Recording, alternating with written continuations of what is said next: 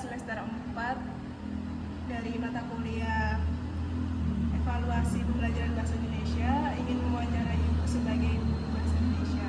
Boleh Bu perkenalkan nama Ibu, terus jabatannya sebagai apa, lama mengajar, dan mengajar di mana untuk hal ini? Kenalkan, nama Ibu Dini Elsa. Ibu sudah mengajar di Nurul ini itu kalau untuk secara umum ya, itu sudah dari tahun 2010 ya, 2010. Kalau untuk SMA sendiri Ibu udah mengajar dari tahun 2018 ya, berarti sudah sekitar 8 tahun Ibu di SMA. Ibu mengajar bahasa Indonesia ya, khususnya untuk kelas 12 dan ada 2 kelas untuk kelas 10. Baik, karena kami fokus ke asesmen formatif ya Bu, jadi pertanyaannya itu menurut Ibu apa saja kemampuan utama yang harus dimiliki guru bahasa Indonesia supaya bisa memantau perkembangan siswa itu lebih efektif lagi? Kemampuan ini ya apa? Ya, Kemampuan utama yang untuk berkembang. Oke. Kalau kemampuan untuk guru bahasa Indonesia, yang pertama itu yang pertama adalah mereka harus paham ya dengan materi yang akan diajarkan. Kemudian yang kedua, mereka harus tahu juga cara untuk bagaimana efektif dalam pembelajaran. Karena kalau bahasa Indonesia itu kalau dilihat kan kalau hanya membaca itu kan membosankan.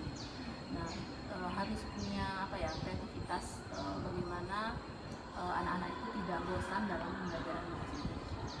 Jadi kemampuan pendekatan pada anak-anak, kemudian penguasaan kelas. Pertanyaan selanjutnya, bagaimana Ibu menyiapkan suasana kelas agar nyaman, agar siswa mungkin tidak terbebani atau takut? Gimana Ibu cara mengajarnya itu? Dalam proses pembelajaran Iya. ya. Biasanya dalam pembelajaran ya yang paling utama itu kan kita harus menerapkan kedisiplinan ya. Nah, agar anak-anak nyaman, biasanya kita ada permainan lah, games ya, sedikit games, kemudian sedikit game, kemudian dalam pembelajaran baru kita masuk ke dalam pembelajaran. Setelah dalam pembelajaran, cara kita mengajar pun kita mungkin tidak terlalu monoton ya, cari cara yang kreatif agar tidak bosan tapi mereka tetap fokus gitu ya. Kemudian setelah itu baru nanti kita sharing ke anak-anak apa sih yang belum mereka pahami, dan kita tidak membatasi mereka untuk bertanya apapun. Kemudian kalau misalnya nih mereka merasa Bu, yang Ibu ajari ini kayaknya ini nggak Bu. Nah, saya sebagai guru bahasa Indonesia juga menerima ketika misalnya ada kritikan dari siswa, selama ketika kritikan itu memang benar, kemudian disampaikan dengan baik. Nah, kita evaluasi nih, apakah yang kita sampaikan ini benar atau salah. Kita sebagai guru juga mengevaluasi. Jadi tidak terfokus pada guru saja, karena anak-anak juga harus belajar sendiri kan, apalagi sekarang sudah dunia digital ya. Informasi serba serba luas gitu kan, bisa jadi mereka belajar dengan melalui Google dan sebagainya. Nah, itu kita tetap tampung apapun apresiasi anak-anak. Jadi anak-anak itu tidak kita tidak mesti harus menerima ilmu dari kita saja, tapi bisa menerima ilmu dari mana saja gitu. Jadi mereka nyaman untuk bertanya, nyaman untuk memberikan pendapat. Pertanyaan selanjutnya Ibu, bagaimana Ibu menyusun rencana modul ajar untuk menentukan titik di mana yang perlu untuk penilaian formatnya gimana? Ya. Kalau untuk kita sesuai dengan capaian pembelajarannya ya, kita lihat dulu tujuan pembelajarannya apa, kemudian kita susun sesuai dengan tujuan pembelajaran, dan kita sesuaikan dengan buku paket juga. Nah, kemudian setelah itu baru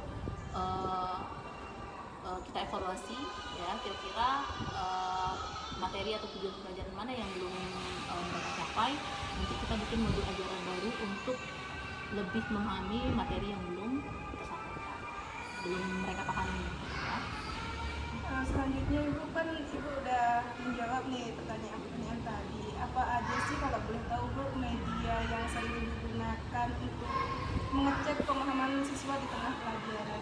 Nah, yang paling sering itu biasanya ada kartu ya, menggunakan kartu, bisa berupa misalnya kartu tanda misalnya seperti ini ya, ataupun berupa tulisan nih, ini merupakan bahasa baku atau enggak gitu kan, silakan berdiri anak-anak gitu, ataupun menggunakan media papan tulis ya, media papan tulis karena misalnya nih kita kasih pertanyaan ya, siapa yang bisa silahkan maju ke depan gitu kan, secara berurutan, atau kita bikin kelompok siapa yang cepat dia dapat poin. Nah itu juga memotivasi mereka untuk mau maju ke depan dan mau berkompetisi ya. Nah untuk pembelajaran kemudian sebenarnya banyak sih, kita juga ada ya, cuman lebih kalau ibu lebih ke kayak kartu, kemudian penggunaan papan tulis yang lebih simple gitu, untuk pembelajaran. Pertanyaan terakhir nih, pertanyaan tambahan dari saya, Bu. Itu kan udah Ibu jawab nih semuanya. Dari itu kira-kira berapa waktu Ibu dalam menyiapkan pembelajaran mungkin selama ini? Persiapannya aja. Persiapan biasanya kalau persiapan itu sehari sebelumnya itu sudah ibu pikirkan nih, misalnya materi yang mau disampaikan tentang tentang misalnya teks argumentasi gitu ya, nanti ibu akan mempersiapkan nih di hari sebelumnya ibu persiapkan teks argumentasi apa yang akan ibu sampaikan, tapi tidak terpatok pada buku. Kalau buku itu kan untuk jadi contoh ketika kita memberikan pembelajaran aja.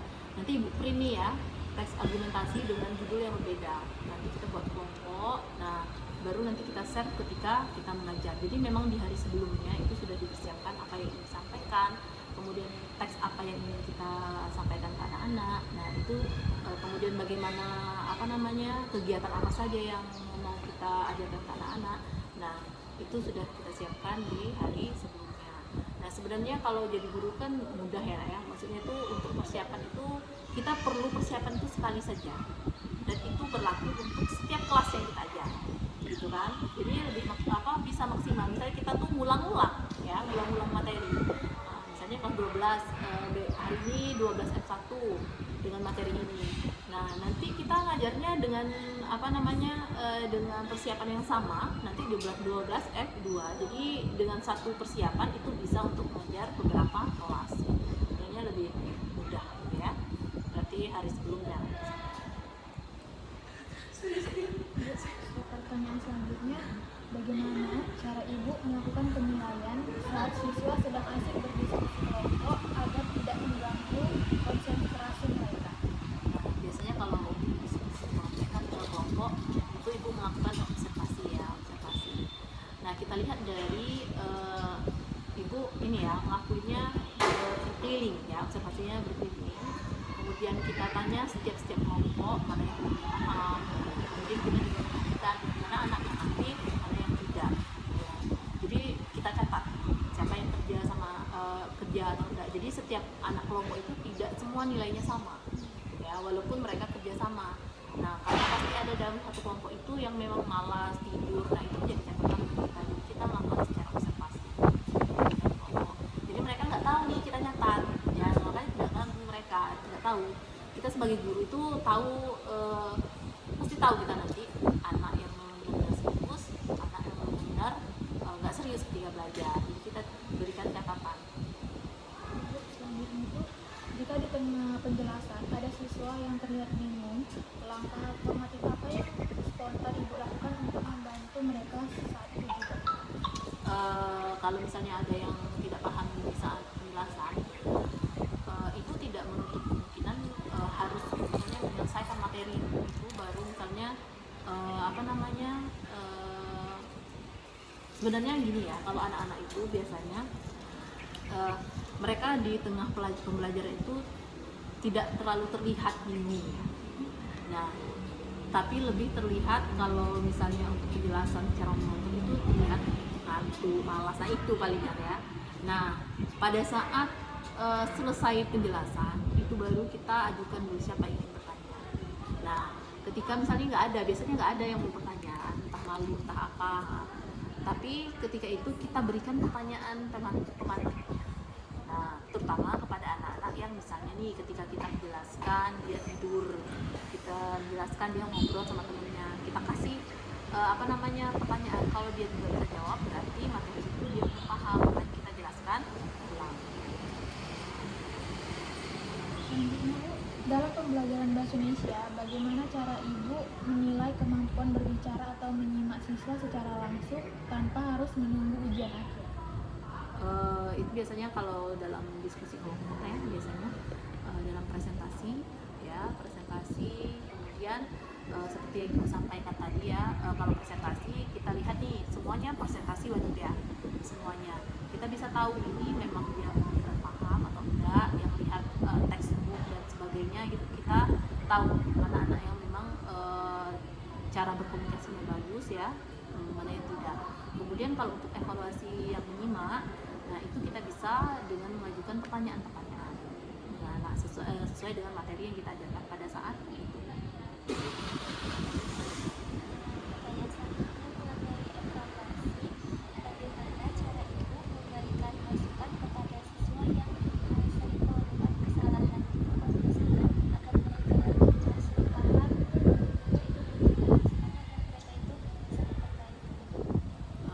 Misalnya lebih kayak mana? Misalnya apakah mereka mengantuk atau kayak mana? kalau mereka membuat melakukan kesalahan. Kesalahan ya. Biasanya lihat dulu kondisi anaknya ya. Kalau anaknya yang memang dia bukan anak yang pemalu ya, biasanya langsung tegur dengan bahasa yang sopan ke anak tersebut. Tapi anak yang pemalu ataupun yang sensitif, biasanya didekatin dan tanya mana yang belum paham. Nah, atau ketika sudah selesai pembelajaran bisa kita panggil secara face to face ya, apa yang tidak dia pahami, kemudian kenapa sih seperti itu. Nah, biasanya seperti itu. Selanjutnya, apakah hasil pengamatan harian asesmen formatif ini sering berubah cara Ibu untuk mengajar kelompok-kelompok?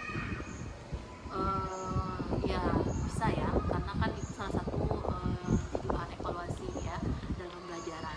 Jadi kalau misalnya apalagi kalau misalnya kita lihat gimana sih materi yang ketika asesmen ini mana yang materi yang mereka pahami, jadi kita lihat kesalahan yang paling banyak itu yang mana, jadi bahan evaluasi untuk materi selanjutnya bisa.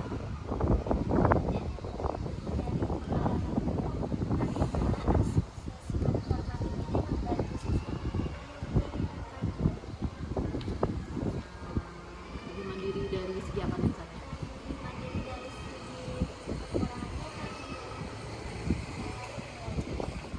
Untuk asesmennya ya, kalau asesmen itu kan lebih ke evaluasi pembelajaran mereka ya. Kalau maksudnya kemandirian mereka dalam mengerjakan asesmen gitu ya. Nah itu kalau untuk asesmen itu ya mereka kalau untuk dia karena dia individu itu kan memang lebih mandiri ya dibandingkan dengan ketika asesmennya itu berkelompok ya, cara asesmen kelompok.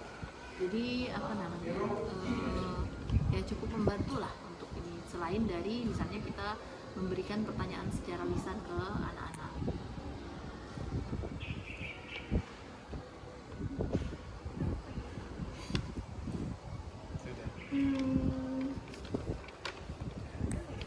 Tutuplah.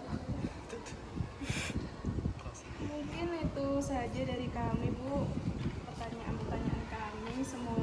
Semoga pertanyaan itu bisa kami dapatkan sesuatu dari Ibu kurang lebihnya. Jadi kami akhiri. Wassalamualaikum warahmatullahi wabarakatuh. Thank you, sir.